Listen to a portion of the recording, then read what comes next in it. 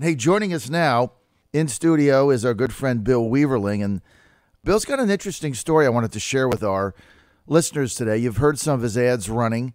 He is in favor of increasing the opportunity for cannabis oils to come to Virginia based on his experience with his son. He's actually running an ad on the radio for this in order to reach and inspire some of our House of Delegate members and state senators, both sides of the aisle. This is a nonpartisan issue. It's the right thing to do. And I'm going to play his ad. He's with us now, Bill Weaverling is, and we'll start from there. I'm Bill Weaverling, and my 15-year-old son, Dakota, is severely autistic. Dakota's violent, aggressive behaviors, common among severely autistic children and teens, means he cannot live at home safely. My wife and I want him home, but there are not any adequate facilities in the state of Virginia to treat his level of aggression. Pharmaceuticals, sadly, haven't helped either. Studies show that cannabinoids and marijuana are beneficial in treating aggression and severe autism. Earlier this year, the Virginia Senate passed a bill which expands Virginia medical marijuana so that safe, non-intoxicating cannabis oils can be prescribed for a small set of medical conditions. This bill didn't become law because it stalled in the Republican-led House Criminal Law Subcommittee. Some were concerned that non-intoxicating cannabis oils would bring back the 1960s hippie drug culture. That's just dumb. A new version of this bill, SB 1298, will be proposed soon in 2018 with severe autism added to its list of conditions. This new bill will allow Dakota to get the treatment he needs for his aggressive behaviors and come home. We need your help. Call your delegates and candidates for statewide offices and tell them to support this medical marijuana bill. Okay, and Bill Weaverling with us now. And Bill, we appreciate that. Walk us through your son's condition and why you believe that these cannabis oils would be an asset to him. Well, first of all, John, I thank you and appreciate the opportunity to be on your show and talk about this. My son's 15 years old. He's severely autistic. He's got an IQ of 42. We've been through a lot of struggles with him the past few years in terms of his aggression and behavior, which, as it turns out, is pretty common amongst autistic children and teens, especially severe autism. They don't have the ability to regulate emotions, like we do. There's communication problems. Like, for example, my son is only, I would say, barely verbal, one or two word sentence utterances. And so sometimes, there's frustration that he can't express. Sometimes there's sensory things. Sometimes he could be having a headache, right? And you just can't tell, right? So those kinds of things, all those kind of things factor into aggression and acting out. And part of that as well, as kids like this, I also personally believe they're used to being told no all their life. And as they get older, they get tired, just like any other kid, get tired of being told no. They just don't have the self-regulation to be able to calm themselves down as they get a little too out of hand. Early on when he, I think it was probably when he was about 10 years old, when he started getting self-injurious, he started biting his ankles till they bled, his wrists and stuff like that. And then we started seeing that, he's starting to actually get a little aggressive towards others too. So we did medicine for the first time ever. We did Risperdal, which is one of two only FDA-approved drugs for autism. We did that during the day, and we did Seroquel at night. Seroquel is kind of related to it, but it's has more of a sedative effect because he's always had insomnia. So that worked for a couple years, but eventually, as you get older, you add body weight and all that kind of stuff, and then you work your way up to the maximum safe dosages. It just wasn't working anymore. And at that point, his aggression, he was bigger, and his aggression was just as intense as it was before, but more. Attacking his siblings a couple times, and having some really, for example, here's one thing he would do, right? He would climb on top of the refrigerator in the kitchen. Imagine the average refrigerator, and you got your 8-foot ceilings.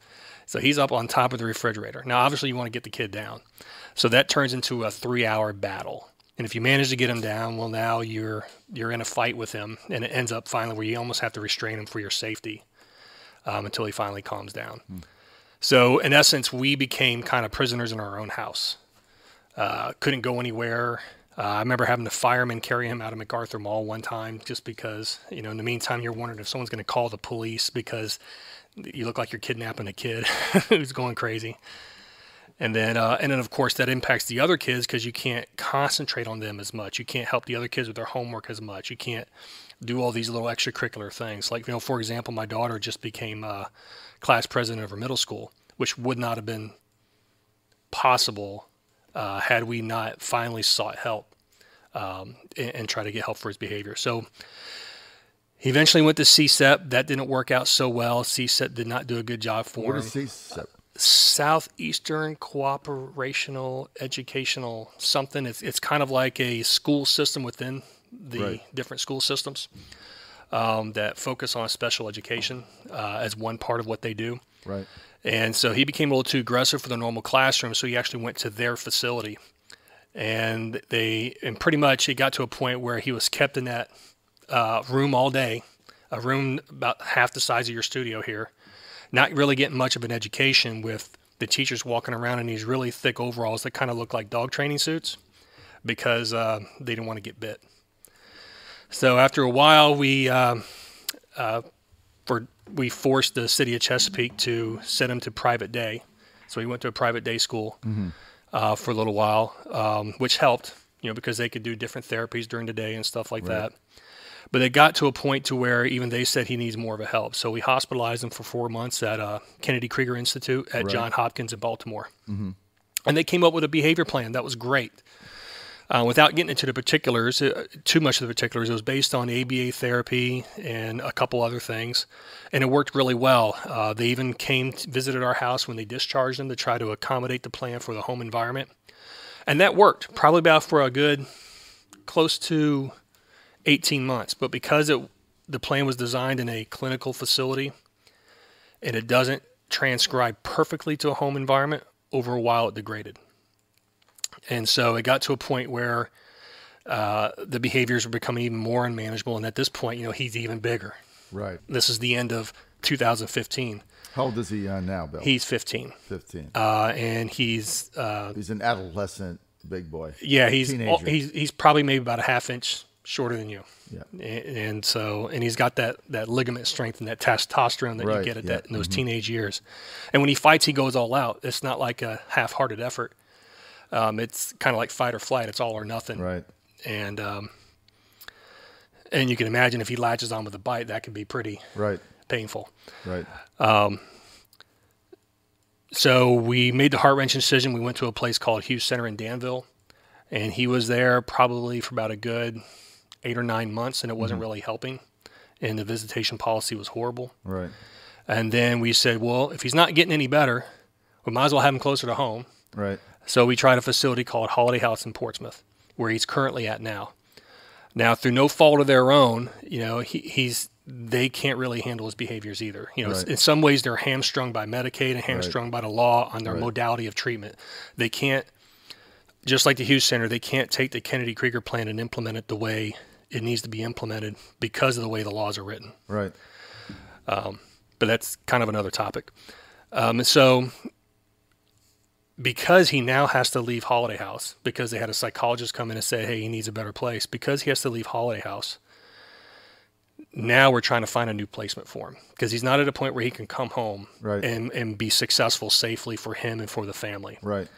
And we're going through a struggle with that and a battle with that in the city of Chesapeake right now, which I don't want to get too far into that because I certainly don't want to sabotage my efforts, because I do want to work collaboratively with the city. Sure. Though I'm not sure how well that's going to go. Sure. So parallel to that, we were thinking, well, all of this placement, all of this kind of stuff will be a moot point if there was a way to keep him home safely, and then he could continue to go to the day school that he's currently going to. And then we started thinking about one of the options we had thought about before. It's like, well, maybe we should move to Colorado, or maybe we should move to one of these, western states where. So how does the cannabis oils fit in here now? So let's get to that. Yeah. So we're thinking, okay, we're thinking back on, back in Friends, teenage years that, where people used to try different things other than alcohol. And we're thinking, well, maybe it would have a calming effect. Marijuana. Yeah, yeah. Right. You know, we're just thinking logically.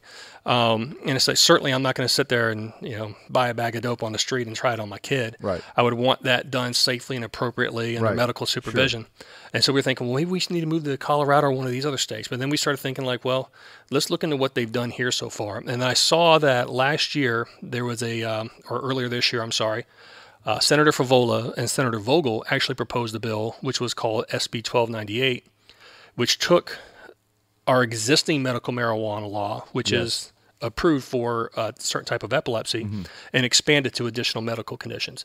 So, which would impact Dakota, your son. That particular bill wouldn't. What I actually did was I reached out to Senator Favola. Figured Vogel was too busy running a campaign, so I reached out to Senator Favola and I asked if she would be willing to consider taking that same bill, reintroducing it, and add autism to it. Because the conditions that were on that bill were things like Crohn's disease, HIV, what was her cancer. reaction to that? She was very for. She was all for it, and she says she says she's. So that everybody knows, Barbara Favola is a veteran Democrat state senator from Arlington. Go ahead. Yeah, and so she's all for reproposing it with autism added to it, and so which was great. She said though, if Vogel wins lieutenant governorship, which I'm thinking she probably will, then we would need a new Republican co-sponsor in the Senate. That'll be easy to do. And then, of course, we want to be able to, work on getting support from Republicans in the House of Delegates since they have the majority. Hence the nature for my ad, because some of the different articles I read, I guess there was some concern that it was a slippery slope. Right. There were some that were more concerned about, looking at different studies and stuff like that. And there's a lot of preclinical studies. There's actually what evidence do you have that this treatment, a marijuana-based treatment, would help your son? Well, if I could read just a quick paragraph. Yeah, go ahead. This is from Medical Marijuana Inc., which was the reason why I'm picking this one, not because it's necessarily the source of sources, but because it actually summarizes it really well. Researchers have found what they believe to be a potential link between autism and cannabinoid receptors, particularly within the endocannabinoid system. One study found that the cell mutations in the brain that have previously associated with autism block the actions of molecules that act on these receptors. Right. These receptors are the same ones that cannabinoids found in cannabis, THC, and cannabidiol act upon. Right. So that's huge. There's also evidence supporting cannabinoids' efficiency for treating autism. In one study, an autistic child that was given THC for 6 months reported significant improvements in hyperactivity, lethargy, irritability, stereotypy, and inappropriate speech. And there's more. I mean, I have sources for all these different things. So there's the evidence out there that says a marijuana-based cannabis treatment could have a major positive impact on your son for his condition. Correct. But in Virginia, you can't do it legally because the medical aspects of marijuana do not cover autism. Correct. My understanding from the original bill that got the epilepsy approved back in, I think it's 2011, don't quote me on that. 11, yes. Yeah, was that initially it was a bill that basically said let the doctors decide. Right. And because there was so much opposition, they had to so narrowly define it. Right. They picked epilepsy since that has the largest backlog of research and data to support it since like the mid-1800s. Right. But, one of the things, too, they say 30% of kids with autism have epilepsy.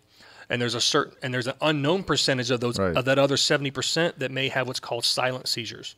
Right. So I mean, as a father, seizures. you're looking for something to help your child, right? That's the bottom line. You just want to help your child.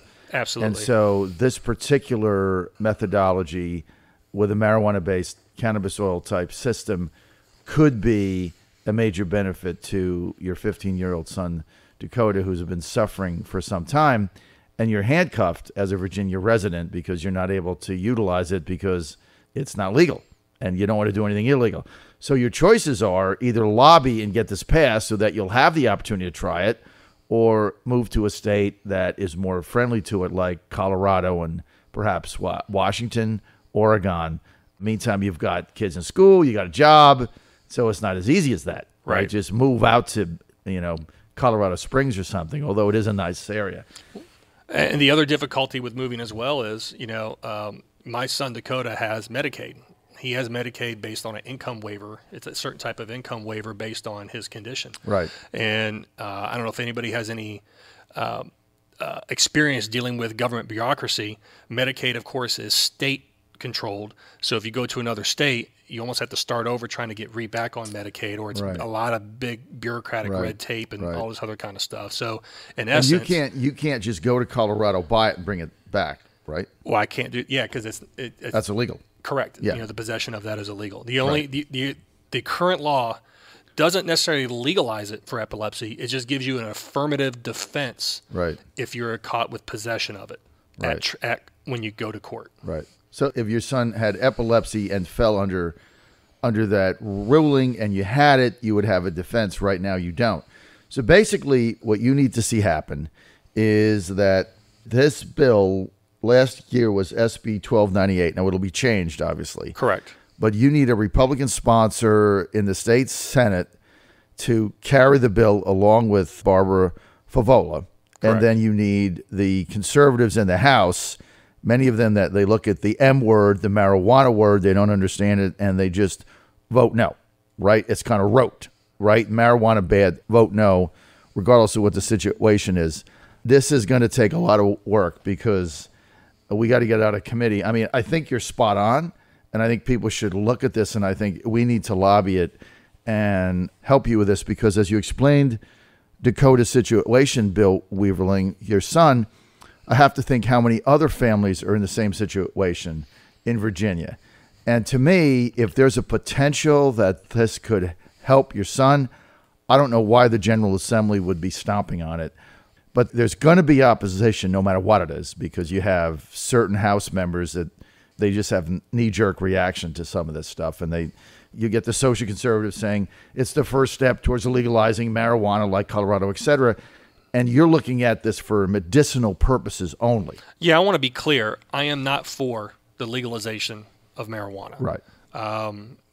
I believe it, generally speaking, for a normal cognitive person, I just don't believe that it's necessarily in their best interest. But I do believe medicinally, the evidence is there. It's coming. Any attempts to resist it will only be futile because it will eventually come. I've only got a minute. I want to read a text here from Tim in Virginia Beach. He says, thanks for covering the subject of medical marijuana. I have a couple of relatives with autism that could benefit from this. Thank you. One of my relatives is 27 and can't drive because of the small seizures he has and has autism, so I totally understand the subject. Thanks again. Slumlord Jord asks, what is the difference between autism and Asperger's? Asperger's is higher functioning autism.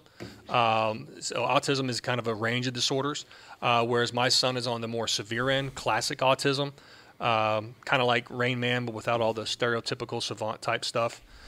Still wears a pull-up and stuff like that. He doesn't count toothpicks when they drop on the floor, but it's more of a classic severe autism. I did want to say, though, if anybody wants to help support this particular effort, go to www.virginiamedicalmarijuana.net. That is the link to a capture page on NORML's website to try to help push and lobby this. Please do this before the elections. And if you want to take rehear the great commercial that John helped record for me again, you can also go to helpdakota.com where we've turned it into a video and have it on Facebook.